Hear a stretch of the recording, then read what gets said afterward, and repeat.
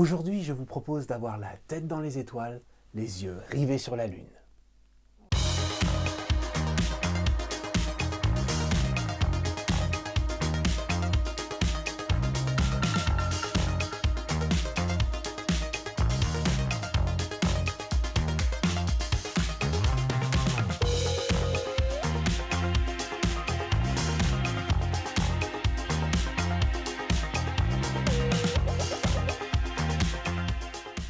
Suggest Moonphase. Alors pour ceux qui ne connaissent pas Suggest, eh bien c'est une marque qui, on va dire, est un petit peu plus qualitative. On monte un petit peu en gamme par rapport à ce qu'est Pagani par exemple. Bon, ce sont des montres où on met un petit peu plus d'argent, mais avec les promos, franchement, moi celle-là je l'ai vue quasiment à 120-130 euros. Moi je l'avais payé 141 en promo. Donc ce sont des montres normalement qui sont aux alentours des 200. Attention, je dis 200, mais c'est justifié parce que généralement, on a un design original. Ils font quelques hommages aussi, hein, mais surtout les mouvements sont de qualité. Enfin, en tout cas, ça vaut l'argent qu'on met dedans. Bon, c'est là quand même, vous avez vu que le design est assez original, on va dire. C'est ce qui fait d'avoir le succès de cette montre, qui se vend très bien.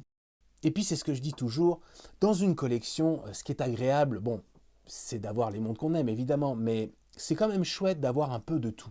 Hein, avoir des plongeuses, des quartz, des mécaniques, des automatiques, des chronographes, et que sais-je. Et bien justement, moi, j'avais très envie depuis longtemps d'avoir une phase de lune, une moon phase. Alors évidemment, les moon phase, généralement, c'est une complication qui coûte un petit peu cher. Donc c'est pas facile d'en trouver.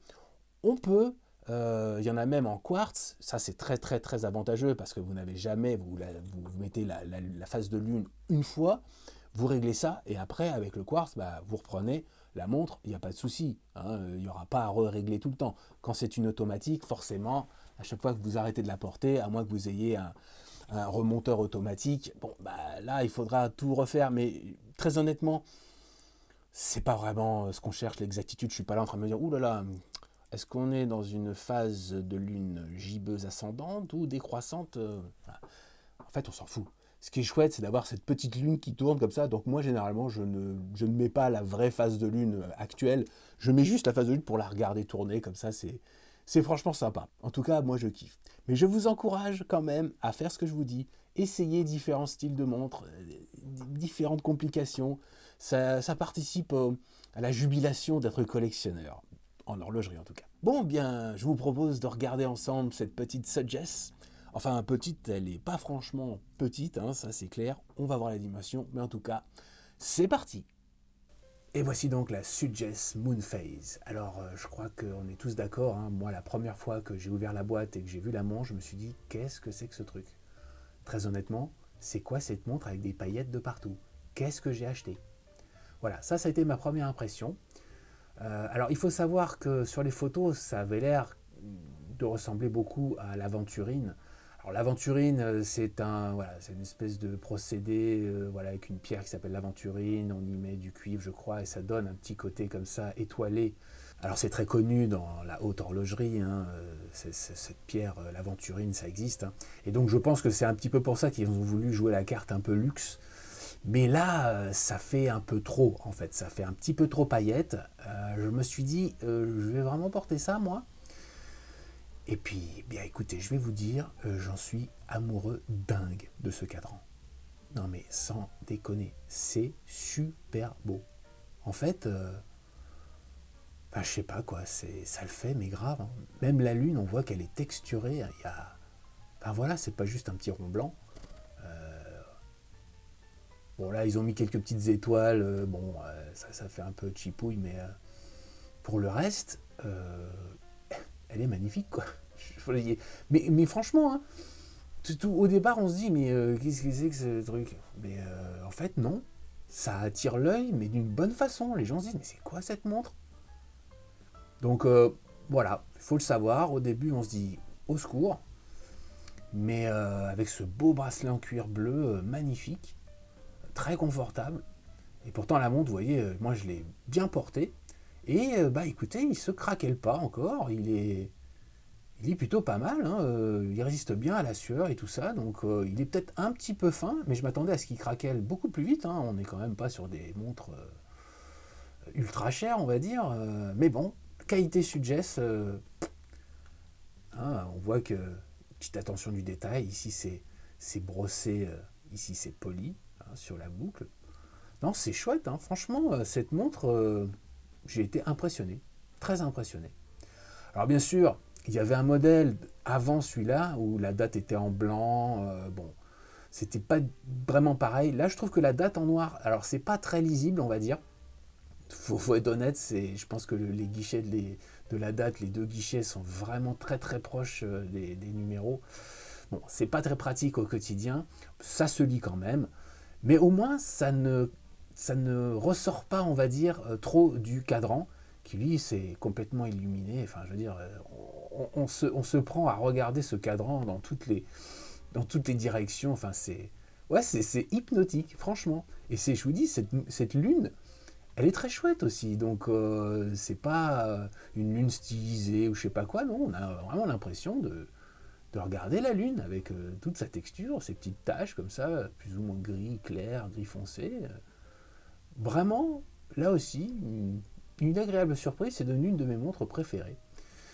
Alors, bon, parlons un petit peu chiffres. On est sur un boîtier de 41 mm, une épaisseur de 14 mm, une longueur aux cornes de 49,2 mm, un entrecorne de 21 mm, là aussi 21 mm, bon, mais c'est une montre un petit peu plus large que les autres, donc il fallait bien ça.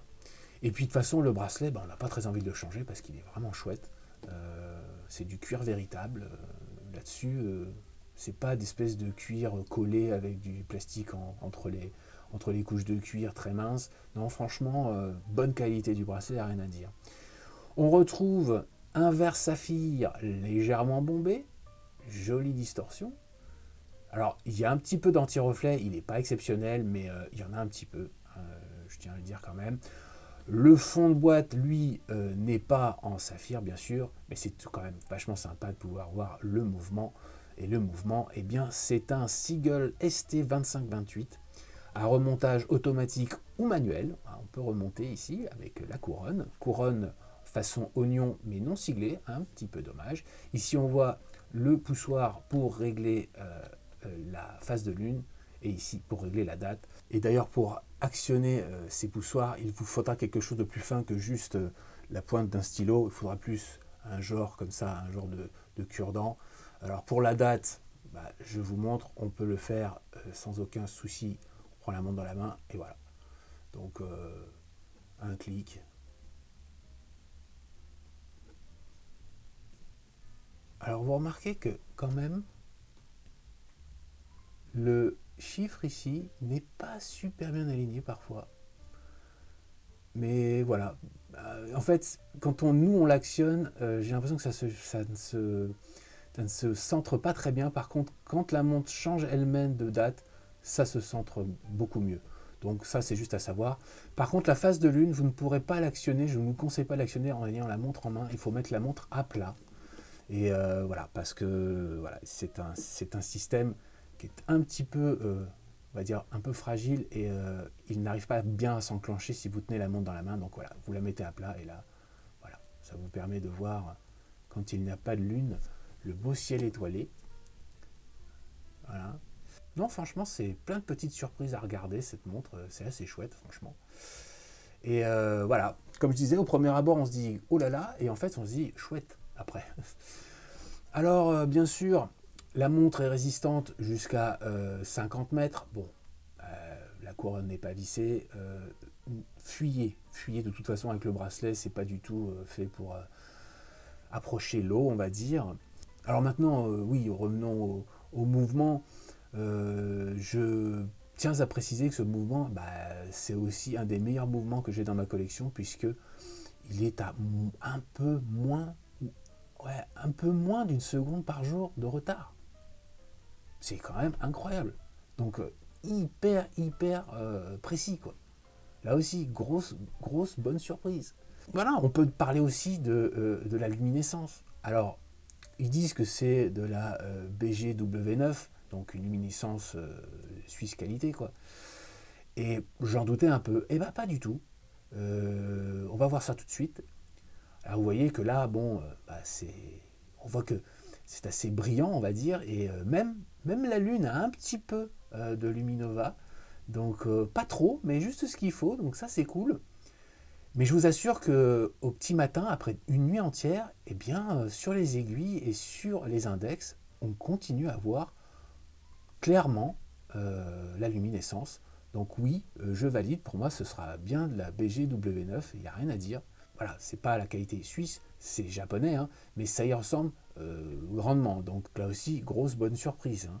Je rappelle que la montre est à, moi je l'ai payé 141 euros, je l'ai vu beaucoup moins cher récemment, dans les 125 quelque chose, 130, bah franchement, c'est une montre tellement originale, parce que là encore je le dis, dans une collection il faut avoir de tout, des quartz, des plongeuses, des habillés, et franchement quand j'ai pris cette montre, bah, je me suis dit voilà, autant en avoir une très originale, bah, c'est le cas, et je l'adore. Et franchement, cette profondeur de bleu, bah, vous pouvez la porter un peu avec tout, quoi. Un truc élégant, un truc décontracté. Bon, c'est pas une montre de sport évidemment, mais pour le prix, ça le vaut largement, hein.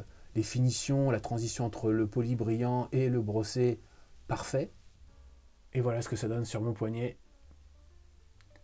Alors vous remarquez tout de suite que cet effet pailletage, on va dire, bah au début on se dit que ça fait super kitsch et puis après bah on n'arrive plus à quitter les yeux. C'est non, c'est assez hypnotique, hein, faut avouer.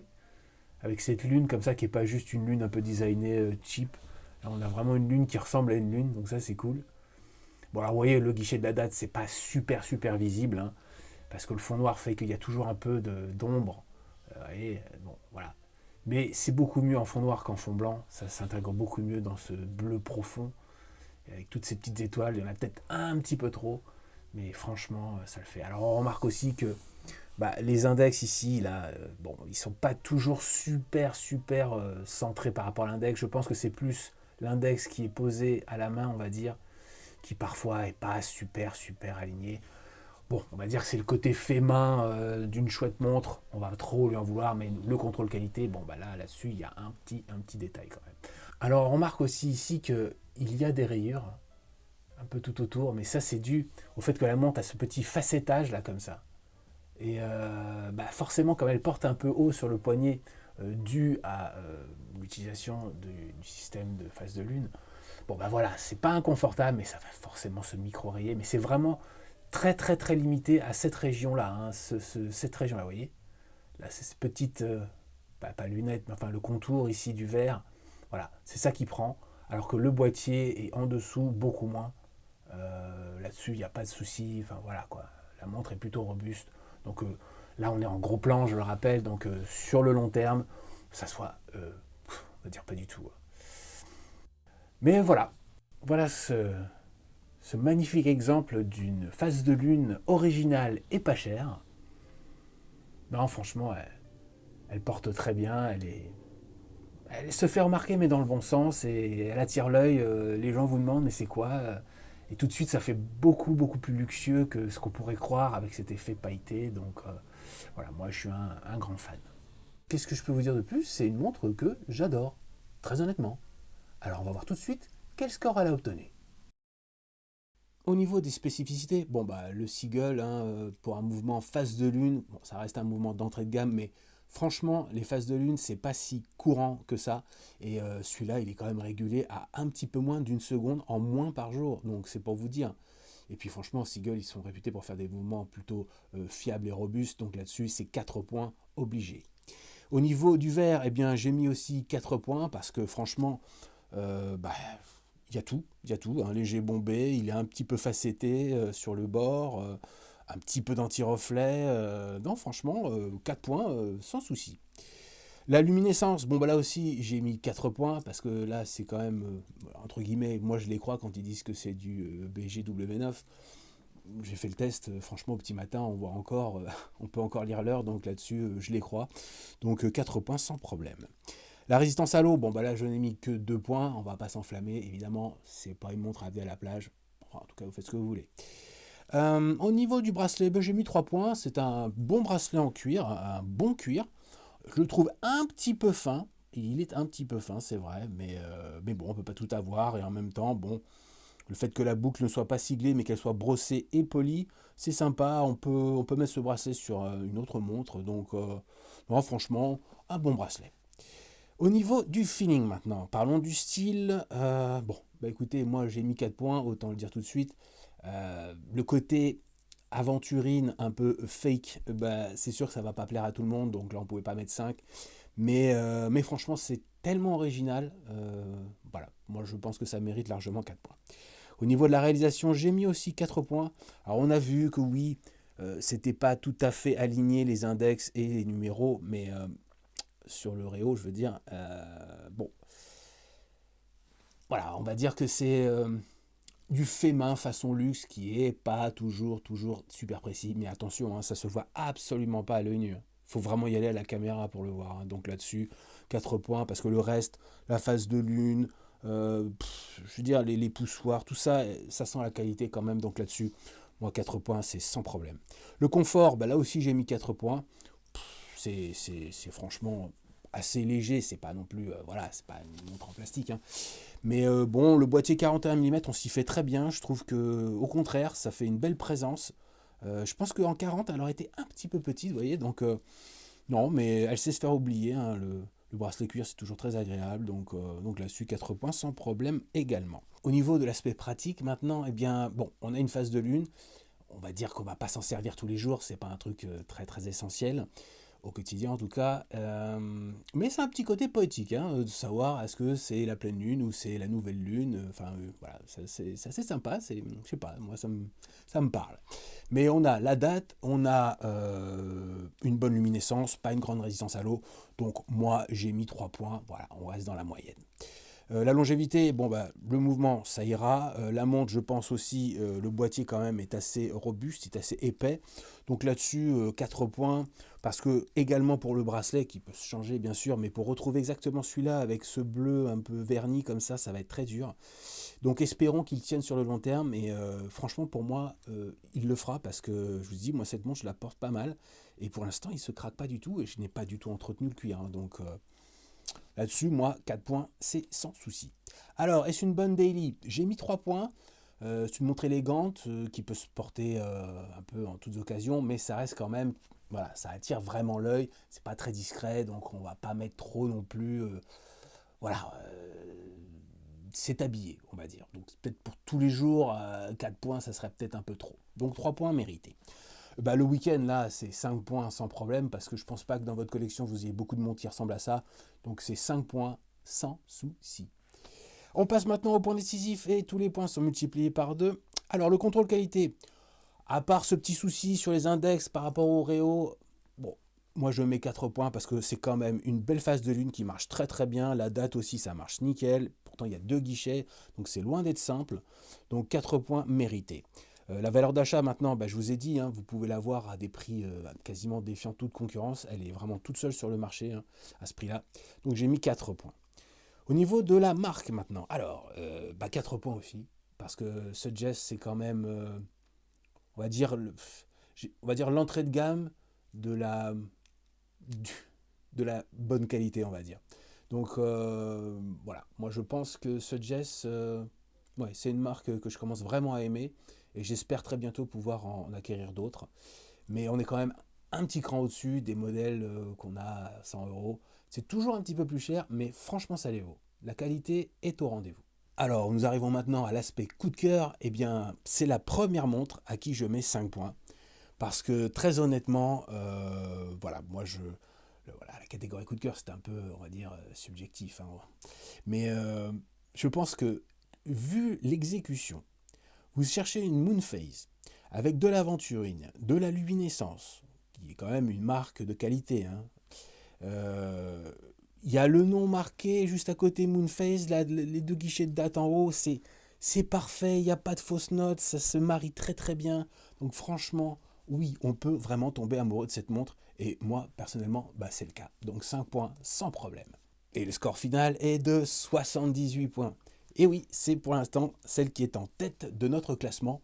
Donc chapeau, moi je suis très content. Belle montre et je vous la conseille.